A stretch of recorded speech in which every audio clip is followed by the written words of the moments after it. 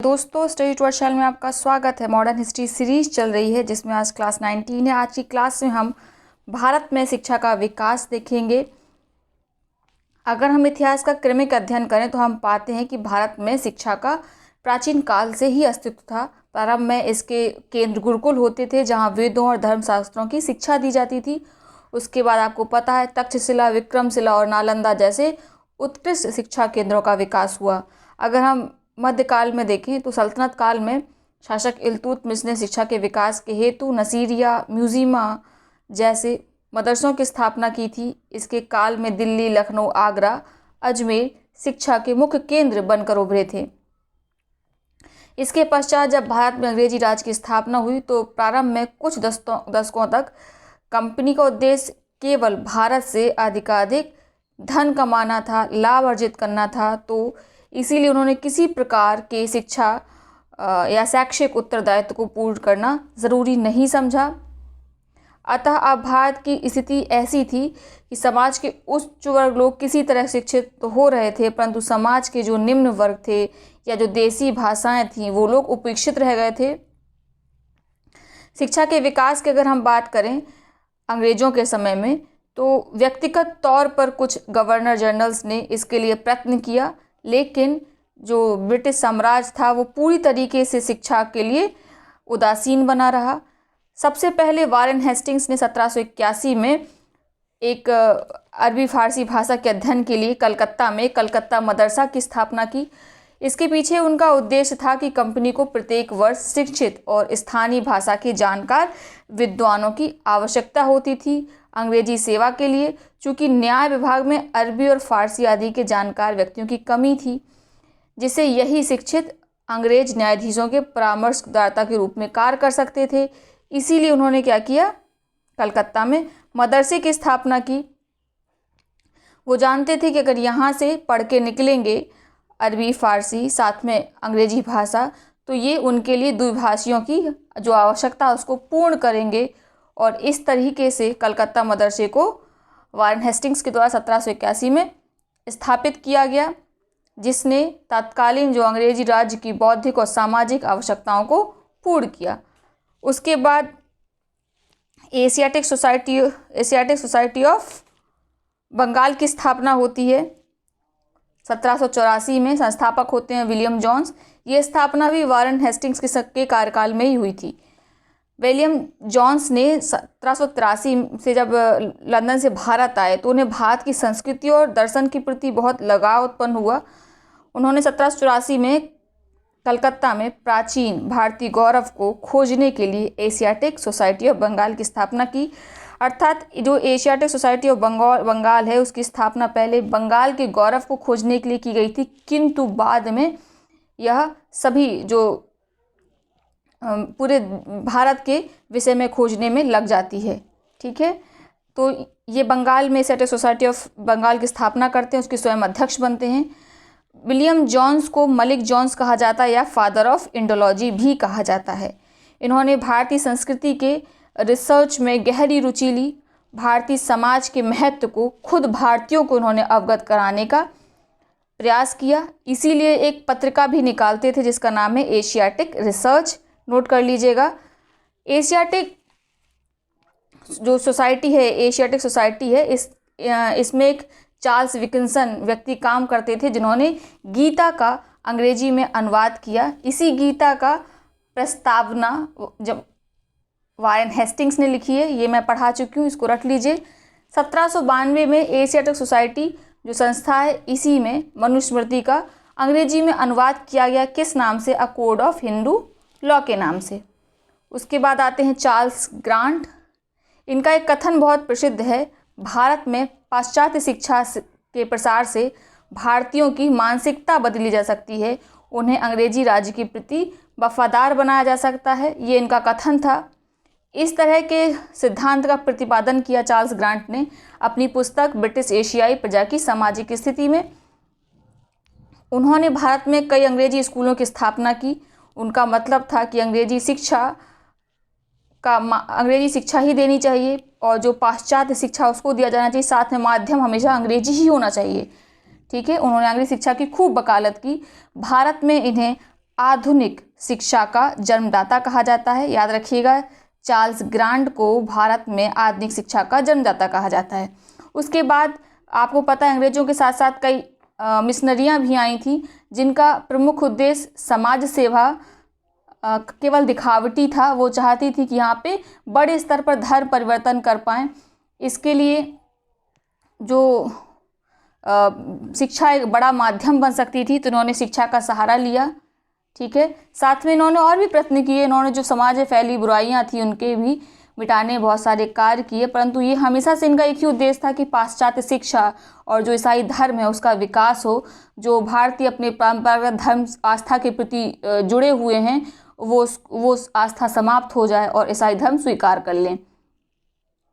इसके लिए इन्होंने टारगेट करना शुरू किया गरीब तबके को और जो जनजातीय लोग थे उनको। ठीक है, उसके बाद आता है फोर्ट विलियम कॉलेज, जिसकी स्थापना लॉर्ड वेलेस्ली ने की थी 1800 ईस्वी में। कब, कहाँ पे? कलकत्ता में। ठीक है, लॉर्ड वेलेस्ली ने भारतीय भाषाओं संस्कृति के अध्ययन के लिए 1800 में अंग्रेज अधिकारियों हेतु फोर्ट विलियम कॉलेज की स्थापना की थी, लेकिन ये लगभग 2 ही वर्ष बाद अज्ञात कारणों से बंद कर दिया गया।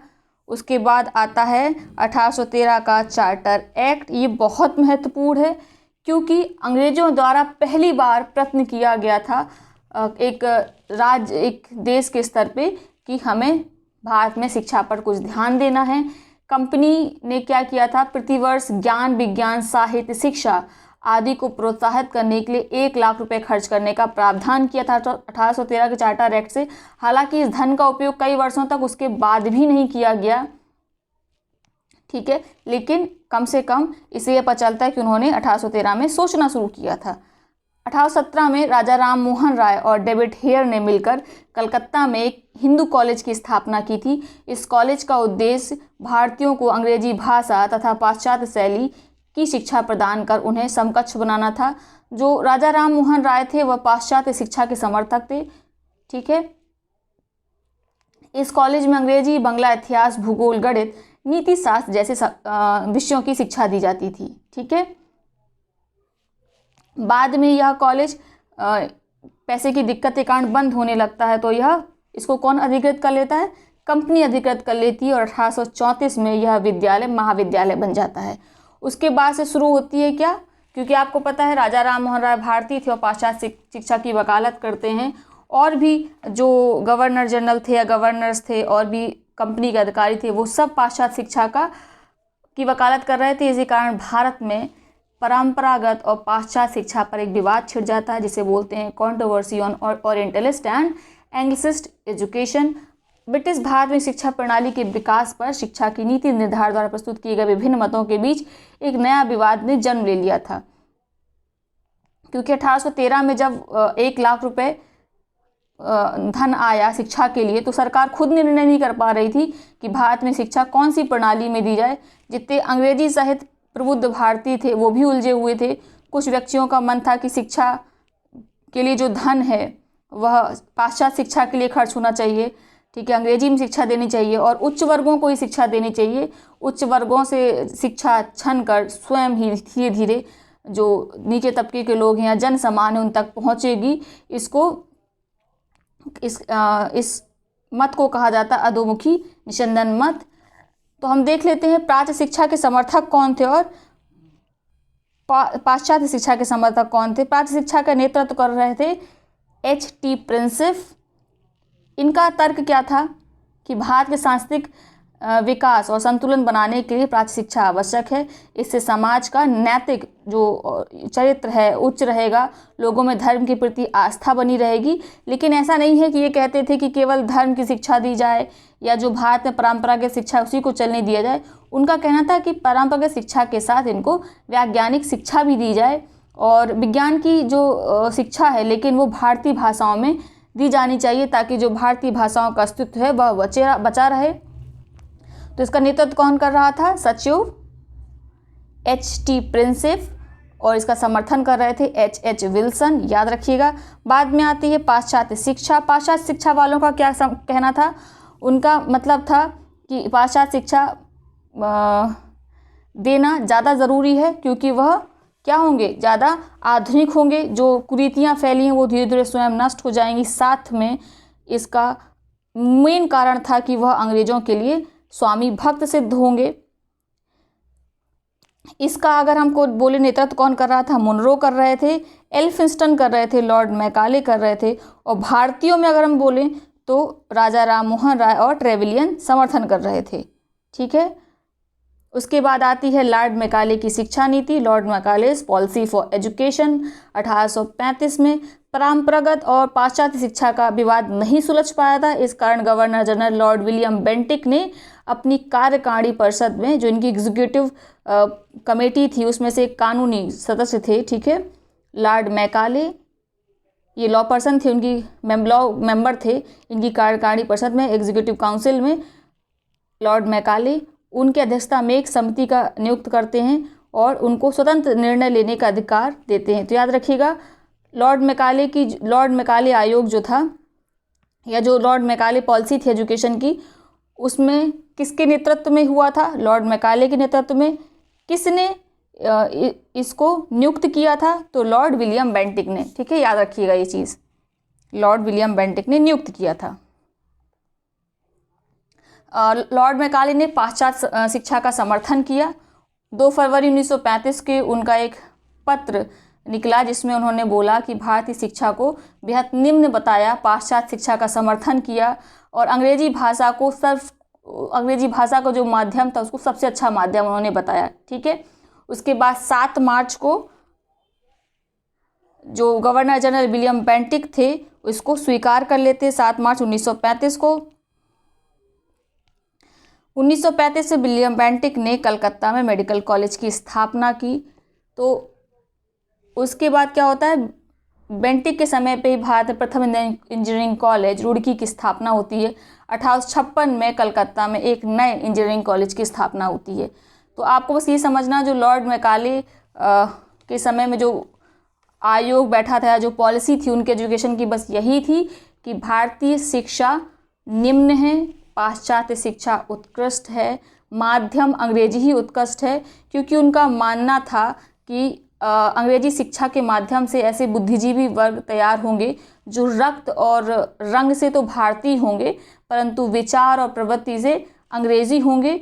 जैसा कि उनका मानना था कि वो हमेशा अंग्रेजों के हितों में और शुभचिंतक रहेंगे, उनके लिए कार्य करेंगे। ऐसा लॉर्ड मैकाले की जो पॉलिसी थी एजुकेशन की, उनका यही सीधा सीधा मतलब था और ऐसा हुआ भी। 1857 की क्रांति अभी आप पढ़ चुके हैं, आपने देखा कि जितना शिक्षित वर्ग था उन्होंने क्या सिद्ध कर दिया था कि वह समर्थक है अंग्रेजी राज्य के। उन्हें लगता है कि अंग्रेजी राज्य जो भारत में व्याप्त राष्ट्र है उससे कहीं बेहतर है। ठीक है, तो कहीं ना कहीं लॉर्ड मैकाले अपनी पॉलिसी में सफल थे। उसके बाद आता है नया 1854 में चार्ल्स वुड का शिक्षा सुझाव, चार्ल्स वुड डिस्पैच। भारत में पहली बार इतने व्यापक पैमाने पर शिक्षा के लिए सुधार व घोषणाएं की गई। इस कारण वुड के इस डिस्पैच को भारतीय शिक्षा का मैग्ना कार्टा कहा जाता है, Magna carta of Indian education कहा जाता है। याद रखिएगा, भारतीय शिक्षा का मैग्ना कार्टा। चार्ल्स वुड जो 1854 में बोर्ड ऑफ कंट्रोल के सभापति थे, उन्हें 19 जुलाई 1854 को भारतीय शिक्षा के संबंध में एक विस्तृत योजना प्रस्तुत की। इसी योजना को क्या कहा जाता है, वुड का डिस्पैच कहा जाता है। इसमें लगभग, इस घोषणा में या इस डिस्पैच में लगभग 100 अनुच्छेद थे, 100 एक्ट्स थे।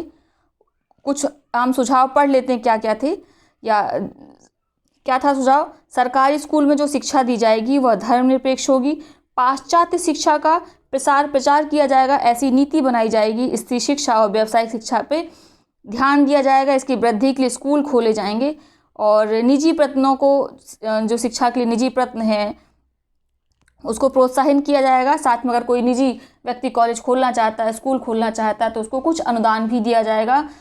ये सब किस में किया गया, चार्ल्स के वुड डिस्पैच में किया गया। इस घोषणा पत्र को जब गवर्नर लॉर्ड डलहौजी आते हैं, आपको पता है कब आए थे, इनका कार्यकाल क्या है, 1848 से 56 तक रहते हैं। तो 1854 में चार्ल्स वुड का डिस्पैच आता है और 55 में लॉर्ड डलहौजी इसका पूरी तरीके से क्या कर देते हैं, क्रियान्वयन कर देते हैं पूरे भारत में। 1855 में एक अलग लोक शिक्षा विभाग की स्थापना करते हैं। तो याद रखिएगा 1855 में लॉर्ड डलहौजी एक नए लोक शिक्षा विभाग की स्थापना करते हैं। 1854 में एक महिला थी बेथुन, ठीक है, ये ब्रिटिश महिला थी। इन्होंने महिलाओं की शिक्षा के लिए काफ़ी कार्य किया। इन्होंने 1849 में बेथुन कॉलेज की स्थापना की, स्वयं एक शिक्षा परिषद की अध्यक्षता बनी और इसके बाद डलहौजी ने 1858 में 3 कॉलेजेस खुलते हैं, लेकिन उसके लिए पहले से ही अनुदान पास कर दिया था। 1859 में केवल स्कूल और कॉलेज को ही अनुदान, लेकिन अभी तक क्या था 1859 तक केवल स्कूल और कॉलेज की शिक्षा के लिए अनुदान ही दिया जाता था, लेकिन प्राथमिक शिक्षा अभी भी उपेक्षित थी। प्राथमिक शिक्षा पर ध्यान नहीं दिया जा रहा था और हायर एजुकेशन ले कौन रहा था? जो बड़े परिवार थे, ठीक है, खाली वो शिक्षा ग्रहण कर रहे थे। लेकिन अभी भी जो तबका था वो तो प्राइमरी एजुकेशन से शुरू करेगा, उसके पास निजी साधन तो है नहीं कि वह उच्च स्तर की शिक्षा प्राप्त करने के डायरेक्ट कॉलेज में एडमिशन ले ले। तो अभी केवल शिक्षा उच्च स्तर के लोग ही पा रहे थे। उसके बाद आता है हंटर कमीशन। इसका समय याद रखिएगा 1882 से 1883 तक। जितने भी कमीशन हैं आप इनको क्रम से याद रखिएगा, कई बार क्रम पूछ लेता है, ठीक है। 1882 में हंटर कमीशन आया। क्यों आया?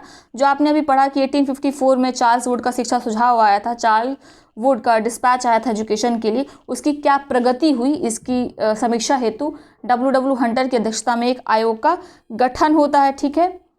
इसका गठन किसका होता है? केवल क्या जानने के लिए कि वुड डिस्पैच में जो सुझाव दिए थे वुड डिस्पैच ने, उसने कितनी प्रगति की, किंतु इसने माध्यमिक शिक्षा के लिए भी सुझाव दिए, ठीक है, याद रखिएगा, माध्यमिक शिक्षा के लिए सुझाव दिए।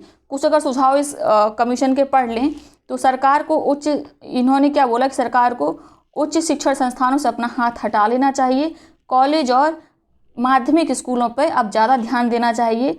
साथ ही इन्होंने बोला कि जो सरकार प्राथमिक शिक्षा पर ध्यान दे, इसके विस्तार पर ध्यान दे और स्थानीय जो नगर पालिकाएँ हैं उनके नियंत्रण में प्राथमिक शिक्षा को सही करने का प्रबंध करे, ठीक है।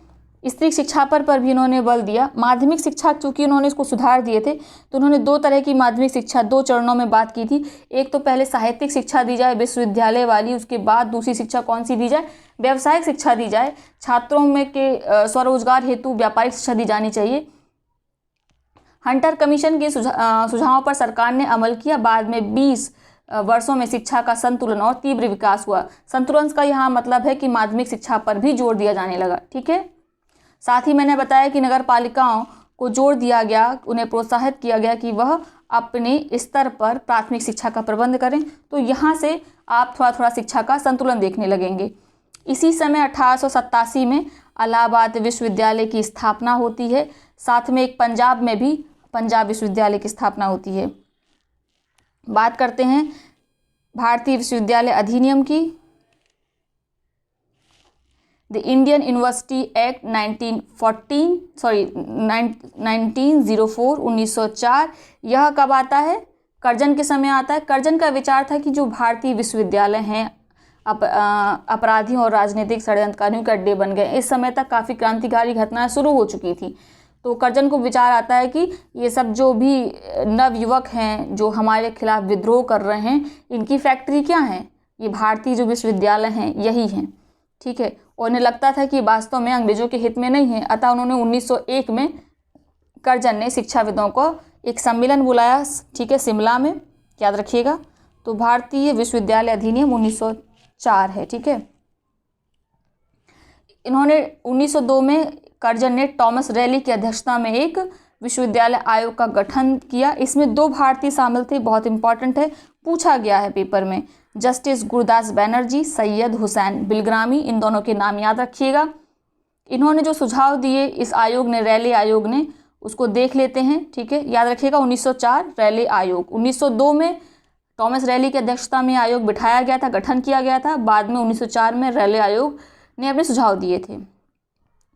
इसमें क्या था? जो विश्वविद्यालय शिक्षा है, अनुसंधान को बढ़ावा देना है, योग्यतम प्रोफेसर्स की नियुक्ति करनी है, उच्च पुस्तकालय का निर्माण करना है, प्रयोगशालाओं का निर्माण करना है। साथ ही कॉलेजों पर नियंत्रण बढ़ाना है, सरकारी नियंत्रण।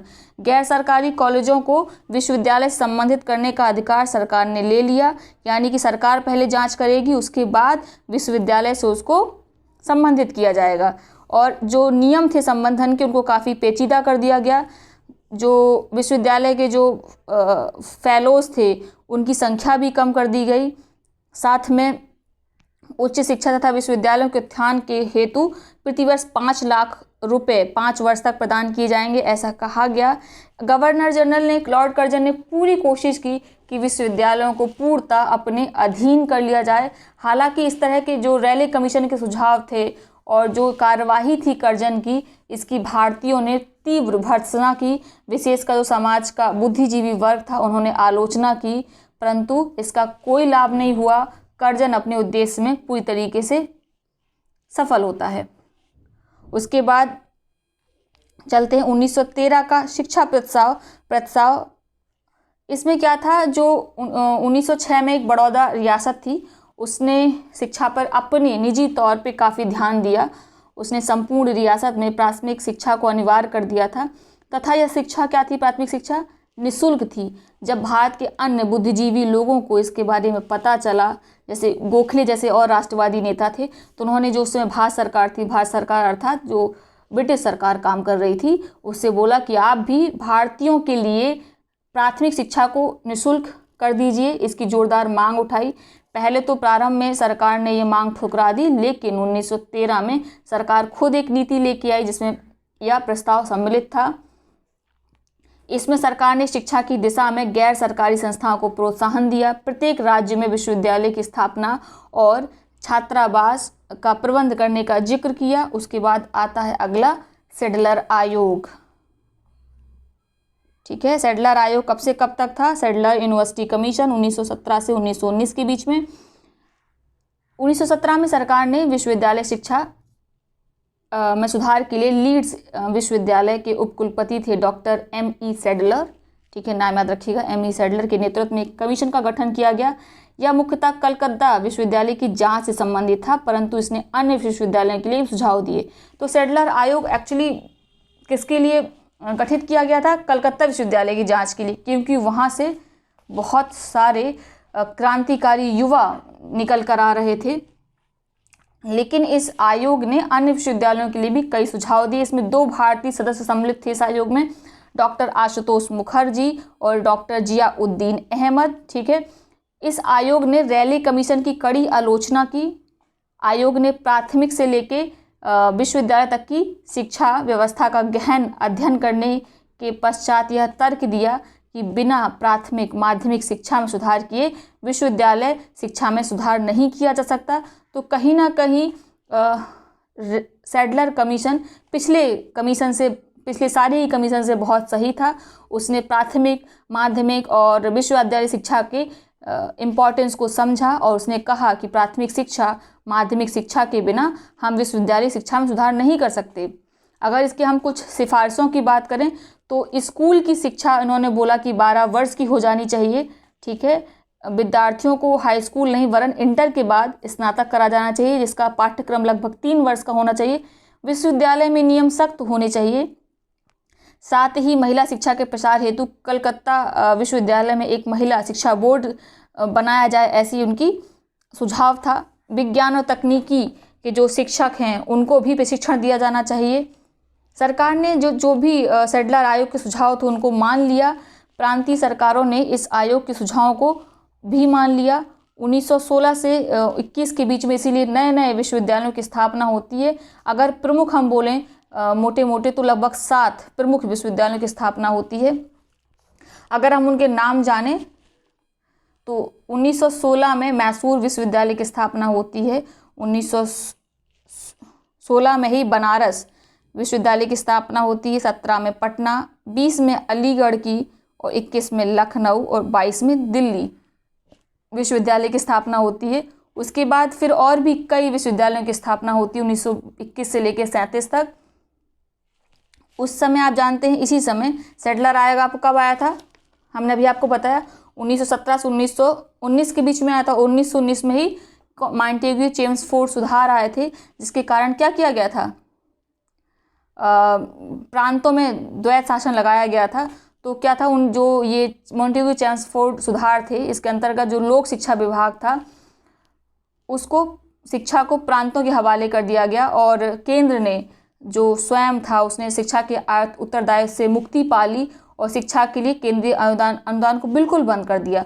और अब प्रांतों के पास शिक्षा के लिए अधिक धन नहीं था, इसीलिए उन्होंने अधिक मात्रा में धन का व्यय नहीं किया और इसका प्रभाव भी दिखता है शिक्षा पर। ठीक है, तो कहीं ना कहीं द्वैत शासन से शिक्षा की हानि हुई। हारटोग समिति की बात करते हैं, जो 1929 में गठित की गई थी। सरकार की द्वैत प्रणाली तथा शिक्षण संस्थाओं में वृद्धि कारण शैक्षिक स्तर में काफ़ी गिरावट आने लगी। 1929 में भारतीय वैज्ञानिक आयोग ने सर फिलिप हारटोग की अध्यक्षता में एक शिक्षा के विकास के संदर्भ में एक रिपोर्ट देने के लिए एक कमेटी का गठन किया गया, जिसे हारटोग कमेटी कहा गया। तो किसने किया था ये गठन? भारतीय वैज्ञानिक आयोग था, उसने सर फिलिप हारटोग को शिक्षा के विकास के संदर्भ में रिपोर्ट देने के लिए एक कमेटी का गठन किया था। इसने अगर बोलें क्या सुझाव दिए थे, तो समिति ने प्राथमिक शिक्षा को राष्ट्रीय महत्व पर बल दिया।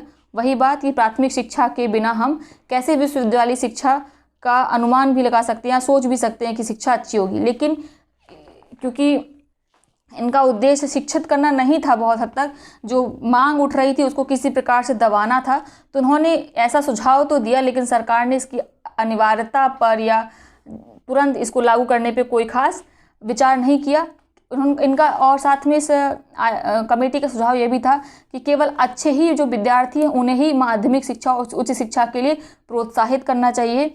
ठीक है, अगर प्राथमिक शिक्षा के बाद आपको लगता है कि विद्यार्थी अच्छा नहीं है तो उसे व्यावसायिक पाठ्यक्रमों में दाखिला दिला देना चाहिए। ठीक है, ये हारटोग समिति के सुझाव थे। उसके बाद आता है मूल शिक्षा की वर्धा योजना।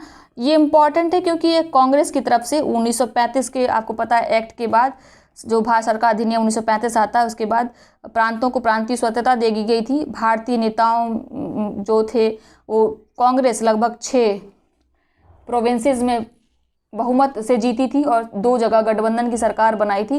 तो इसलिए अब कांग्रेस की बारी थी इस बारे में काम करने की। तो उन्होंने क्या किया, 1937 में कांग्रेस ने एक राष्ट्रीय सम्मेलन वर्धा में आयोजित किया और डॉक्टर जाकिर हुसैन की अध्यक्षता में एक आयोग का गठन किया, जिसका मूल उद्देश्य गतिविधियों के माध्यम से शिक्षा प्राप्त करना था।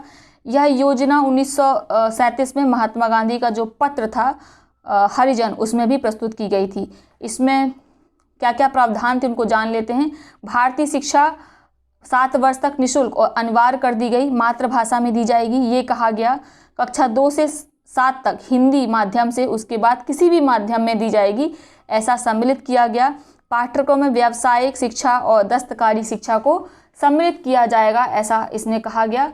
और जो भी शिक्षा थी उसमें गांधी जी के विचारों, आदर्शों, सहकारिता की भावना, इन सब विषयों पर केंद्रित करने का प्रयत्न किया गया। ठीक है, लेकिन चूंकि आप जानते हैं 1939 में 1939 में द्वितीय युद्ध प्रारंभ हो जाता है, इसीलिए यह योजना कार्य रूप में परिणित नहीं हो पाती है।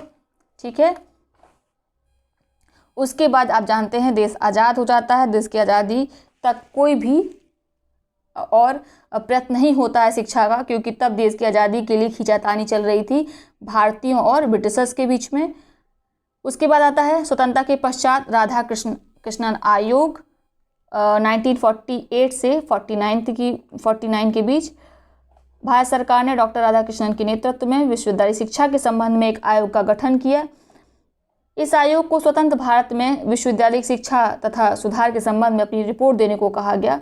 तो 1949 में इस आयोग ने अपनी कुछ सिफारिशें दी। सिफारिशें क्या थी कि विश्वविद्यालय की डिग्री से पूर्व यानी प्री यूनिवर्सिटी से पूर्व 12 वर्ष की माध्यमिक शिक्षा होनी चाहिए। ठीक है, उच्च शिक्षा के भी इन्होंने 3 स्टेज रखे, एक सामान्य शिक्षा, संस्कारी शिक्षा, तीसरी व्यावसायिक शिक्षा। साथ में इन्होंने बोला कि शिक्षा को समवर्ती सूची में शामिल किया जाना चाहिए, यानी राज्य अपने स्तर पर शिक्षा के प्रोत्साहन में प्रयत्न करेंगे और केंद्र अपने स्तर पर। साथ में बोला गया प्रशासनिक सेवाओं के लिए विश्वविद्यालयों की स्नातक उपाधि आवश्यक नहीं होनी चाहिए। शांति निकेतन और जामिया मिलिया की तर्ज पर और भी ग्रामीण विश्वविद्यालय खोले जाने चाहिए। यह सब किसकी रिकमेंडेशन थी, किसके सुझाव थे? राधाकृष्णन कमीशन, जो 1948 से 49 के बीच में था। इसी आयोग ने विश्वविद्यालय शिक्षा की देखभाल हेतु एक विश्वविद्यालय अनुदान आयोग, यूनिवर्सिटी ग्रांट कमीशन के गठन की जाने की मांग की। तो उसके बाद आता है क्या? विश्वविद्यालय अनुदान आयोग, यूनिवर्सिटी ग्रांट कमीशन, यानी कि जो राधाकृष्ण आयोग की सिफारिश पर 1953 में विश्वविद्यालय अनुदान आयोग को एक स्वायत्त निकाय के रूप में गठित किया गया। 1956 में संसद द्वारा एक कानून पारित किया गया जिसके द्वारा यूजीसी को, जो किसके द्वारा रिकमेंडेड था? राधाकृष्णन आयोग के द्वारा, इसको 1956 में संसद ने एक स्वतंत्र निकाय के रूप में दर्जा दे दिया गया। सरकार यूजीसी के लिए पर्याप्त धन की व्यवस्था करती है। यह आयोग देश के जो विभिन्न विश्वविद्यालय हैं उनको धन आवंटित करती है और जो शिक्षा शोध संबंधी कार्य हैं और जो सुविधाएं वो कॉलेज देते हैं उसकी जांच करती है। साथ में शिक्षा संबंधित जो और भी विकास हो सकते हैं उन योजनाओं को संपादित करती है। तो ये था भारत में शिक्षा के विकास से संबंधित वीडियो। आई होप आपको समझ में आया होगा। आप जो भी कमीशन, कमेटी, आयोग थे, इनके क्रम को ज़रूर याद रखिएगा, परीक्षा में पूछा जाता है। अगर वीडियो अच्छा लगा तो प्लीज़ लाइक करें। बहुत बहुत धन्यवाद।